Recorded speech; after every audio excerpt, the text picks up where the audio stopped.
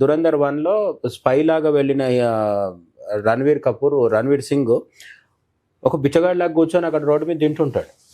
అది ఆ పోనీ స్పై సినిమాలనే తీసుకుందాం. మొన్న పఠాన్ అని ఒక సినిమా వచ్చింది. ఆ పఠాన్ సినిమాలో 6 ప్యాక్ బ్యాగ్ బాడీ ఉంటుంది, షర్ట్ తిప్పేస్తాడు.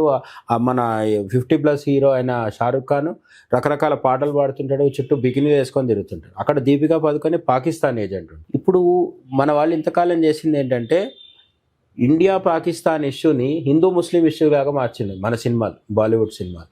హిందూ హీరో ఉంటే కంపల్సరీ ముస్లిం హీరోయిన్ ఉండాలి, ఆమె పాకిస్తాన్ స్పై అయి ఉండాలి. దీపికా పదుకొని కావచ్చు, కత్రీనా కైఫ్ కావచ్చు, ఎవరైనా కావచ్చు. వీళ్ళు అవసరం ఉన్నా లేకున్నా స్కిన్ షో చేస్తుంటారు, బికినీలు వేసుకుంటుంటారు, పాటలు పాడుకుంటుంటారు.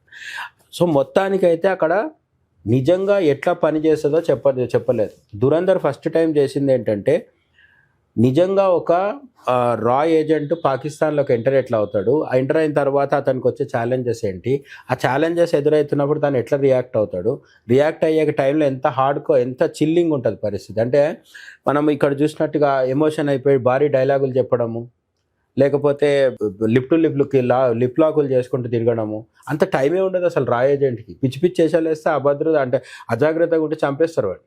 వీడు పోయి ఎవరెవరినో లవ్ చేసుకుంటూ తిరిగితే చచ్చూరుకుంటాడు.